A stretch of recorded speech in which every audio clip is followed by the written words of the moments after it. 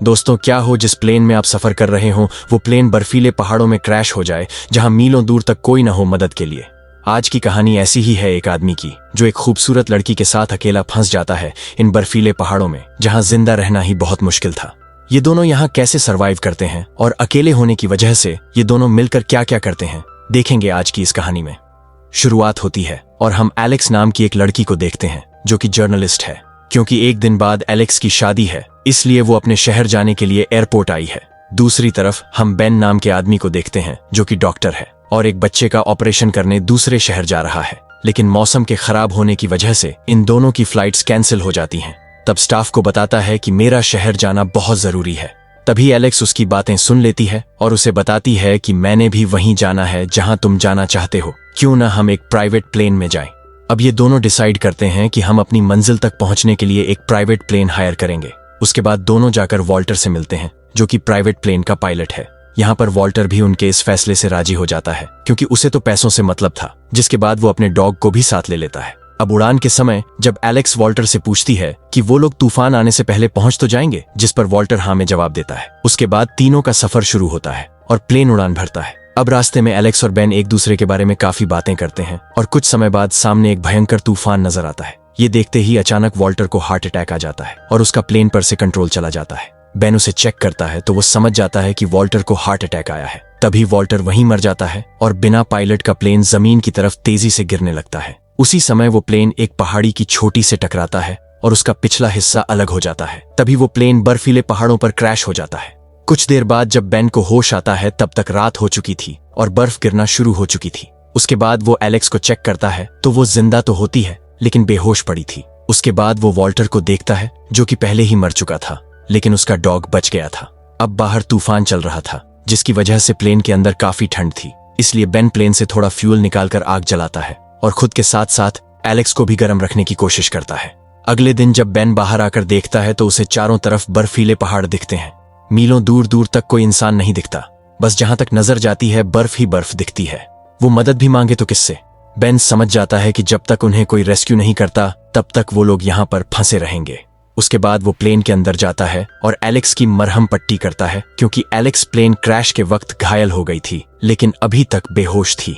Ben Walter की लाश को घसीटकर बाहर ले आता है और वहीं बर्फ में दफना देता है। उसी दिन रात को एलेक्स को होश आ जाता है और वो अपना फोन मांगने लगती है। बेन कहता है कि तुम्हारा फोन टूट चुका है और मेरे फोन में कोई सिग्नल नहीं है। उसके बाद वो उसे वॉल्टर के बारे में भी बता देता है। अब बेन उसे बचे हुए खाने के सामान के बारे में भी बताता है और कहता है कि जब तक कोई हमें बचाने नहीं आता तब तक हमें इसी खाने को थोड़ा थोड़ा खाकर जिंदा रहना होगा। अगले दिन जब बेन बाहर लकड़ियां तोड़ रहा था तभी वहां से एक प्लेन जाता हुआ दिखता है, लेकिन जब तक वो मदद के लिए फ्लेयर गन चलाता है तब तक वो प्लेन वहां से दूर निकल जाता है। ये देखकर दोनों परेशान हो जाते हैं। इतने में रात हो जाती है। दोनों उदास होते हैं क्योंकि एक तो उनका प्लेन क्रैश हो गया है और ऊपर से उन्होंने किसी को बताया भी नहीं था इस प्राइवेट प्लेन के बारे में। फिर भी उन्हें उम्मीद थी कि कोई ना कोई उन्हें बचाने जरूर आएगा। अब ऐसे ही 3 दिन बीत जाते हैं और अब उनके पास ज्यादा खाना भी नहीं बचा था, इसलिए एलेक्स कहती है कि हमें यहां से निकलना चाहिए, लेकिन बेन कहता है कि हमें यहां रुककर रेस्क्यू टीम का इंतजार करना चाहिए।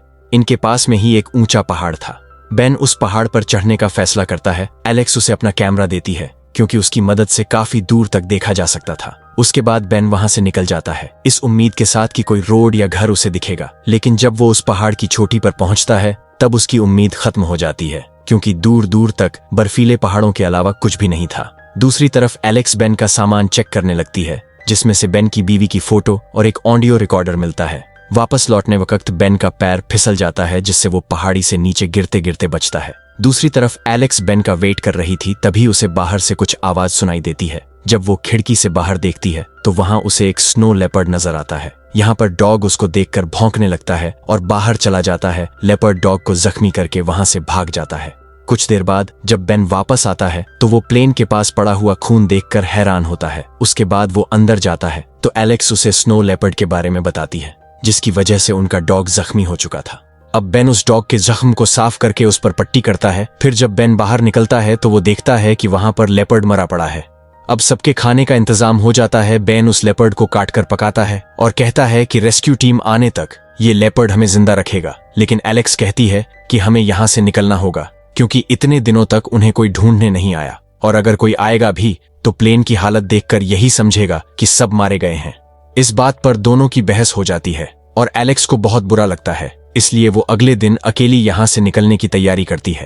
अब सुबह होते ही एलेक्स अपना सामान लेकर वहां से निकल जाती है। उसके बाद जब बेन उठता है तो उसे एलेक्स कहीं नजर नहीं आती। जब वो उसका सामान चेक करता है तो उसे एक नोट मिलता है जिसमें एलेक्स ने लिखा था कि अगर मैं नीचे पहुंच पाई तो मैं तुम्हारे लिए मदद भेजूंगी और डॉग मेरे साथ है। उसके बाद कुछ समय तक बेन वहीं रुकता है और रेस्क्यू टीम का वेट करता है, लेकिन उसे एलेक्स की फिक्र होने लगती है, इसलिए अपना सामान लेकर एलेक्स के पीछे निकल पड़ता है, क्योंकि उसे पता था एलेक्स घायल थी और ज्यादा दूर नहीं जा पाएगी। कुछ देर चलने के बाद एलेक्स मिल जाती है और दोनों एक दूसरे को देखकर बहुत खुश होते हैं और बेन लास्ट नाइट वाली बहस के लिए एलेक्स से माफी मांगता है। उसके बाद दोनों अपना सफर जारी रखते हैं। दोनों जख्मी थे और थके हुए थे, लेकिन फिर भी वो लोग आगे बढ़ते जा रहे थे, जिसके बाद थोड़ी देर में अंधेरा होने लगता है, इसलिए वो लोग एक गुफा में चले जाते हैं और वहीं पर आग जलाते हैं। रात में फिर बेन एलेक्स के जख्म को चेक करता है जो धीरे धीरे ठीक होने लगा था। अब बेन और एलेक्स धीरे धीरे एक दूसरे के करीब होने लगे थे। फिर अगली सुबह जब एलेक्स अपने कैमरा से कुछ फोटो ले रही होती है, तभी उसे पहाड़ के पास कुछ चमकता हुआ नजर आता है, जिसके बारे में वो बेन को बताती है और बेन कहता है कि हमें वहीं जाना चाहिए, क्योंकि हो सकता है वहां पर कोई इंसान हो जो हमारी मदद कर सके। उसके बाद दोनों बहुत मुश्किलों का सामना करते हुए धीरे धीरे वहां जाने लगते हैं, लेकिन रास्ते में एक नदी आ जाती है जिसको पार करना नामुमकिन था। एलेक्स कहती है कि हमें एक दूसरा रास्ता ढूंढना चाहिए और आगे बढ़ना चाहिए। वहीं पर फिर से दोनों में बहस हो जाती है। बेन एलेक्स की बात मान जाता है, लेकिन अब रात होने वाली थी, इसलिए दोनों वहीं पर सोने का फैसला करते हैं। अब दोनों बाहर ही आग जलाकर एक गड्ढे में रात गुजारते हैं। सुबह होते ही दोनों एक नया रास्ता ढूंढने लगते हैं और पहाड़ से नीचे उतरने लगते हैं। कुछ दूर जाने पर बेन एलेक्स से कहता है कि मेरी एक फोटो ले लो, क्योंकि मुझे नहीं लगता मैं यहाँ से जिंदा बच पाऊंगा। इस पर एलेक्स उसकी ये बात सुनकर रोने लगती है और फोटो लेने से मना कर देती है, जिस पर बेन उसे कहता है कि तुम चिंता मत करो, मैं नहीं मरने वाला। उसके बाद दोनों आगे बढ़ने लगते हैं, जहां पर दोनों एक दूसरे का साथ होने से बहुत खुश थे। अब दोनों लगातार चल रहे थे, इसलिए चलते चलते दोनों आराम करने के लिए एक जगह पर बैठ जाते हैं। तभी एलेक्स नोटिस करती है कि उनका डॉग वहां पर नहीं था, इसलिए एलेक्स बेन से कहती है डॉग को ढूंढो। जिसके बाद बेन डॉग को ढूंढने निकलता है। उसे वो डॉग नजर आता है। बेन डॉग का पीछा करने लगता है और लकीली उसे वहां पर एक घर नजर आता है। वो भागकर घर के अंदर जाता है और देखता है कि वो घर बिल्कुल खाली था। वो एलेक्स को बुलाने के लिए भागता है। दूसरी तरफ एलेक्स अभी भी वहीं पर थी और वो देखती है कि जहां पर वो बैठी है वो एक झील है जो कि जम चुकी है।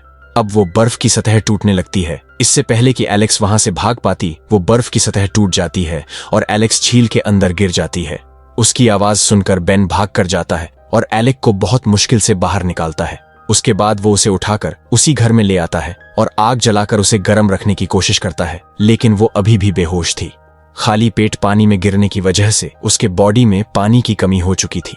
बेन उसे चेक करता है। वो जिंदा तो थी, लेकिन जब तक उसे होश नहीं आता तब तक वो खतरे में थी। इसलिए बेन उस घर का सामान ढूंढता है और एक सुई और एक पाइप की मदद से वो एलेक्स के शरीर में पानी पहुंचाता है और ऐसे ही वो रात गुजर जाती है, जबकि बेन उसके उठने का इंतजार कर रहा था। फिर कुछ समय बाद एलेक्स को होश आता है, जिसको देखकर बेन बहुत खुश होता है और उसे गले लगा लेता है। जिसके बाद ये दोनों घर की तलाशी करते हैं। बेन को सूप के डिब्बे मिल जाते हैं, जिन्हें पकाकर वो एलेक्स को खिलाता है। एलेक्स उससे पूछती है हम लोग यहाँ से कब तक निकल पाएंगे। इसका जवाब देते हुए बेन कहता है शायद जब बर्फ पिघलेगी तो कोई उन्हें देख लेगा। जिस पर एलेक्स कहती है हमें यहाँ फंसे हुए अब 3 हफ्ते बीत चुके हैं और अभी तक कोई रेस्क्यू टीम नहीं आई। फिर और एक दिन बीत जाता है और अगले दिन जब बेन लकड़ी काटने बाहर जाता है तब एलेक्स उसकी रिकॉर्डिंग सुनने लगती है, लेकिन इस बार बेन उसे ऐसा करते देख लेता है और उस पर गुस्सा करने लगता है। यहाँ पर एलेक्स कहती है कि हम दोनों साथ में हैं और मैं तुम्हें ठीक से जानती भी नहीं। उसके बाद बेन कहता है तुम अगर मुझे जानना चाहती हो तो सुनो, और फिर दोनों मिलकर उसकी वाइफ की लास्ट वॉइस रिकॉर्डिंग सुनते हैं। रिकॉर्डिंग सुनने के बाद बेन कहता है कि जो अभी हमने सुना मैंने वो पहले कभी किसी को नहीं सुनाया था। उसके बाद बेन वहां से लकड़ी काटने जाने लगता है, लेकिन तभी एलेक्स उसे रोक लेती है और गले लगाकर गर्म कर देती है। जिसके बाद होना क्या था, बेन महामारी शुरू कर देता है। अगले दिन एलेक्स कहती है तुम नीचे जाकर मदद लाओ, क्योंकि मैं अभी भी जख्मी हूँ और ज्यादा दूर नहीं चल सकती। लेकिन बेन मना कर देता है और कहता है मैं तुम्हें अकेला छोड़कर नहीं जा सकता। लेकिन एलेक्स जिद करती है तो बेन मान जाता है और अपना सफर शुरू करता है।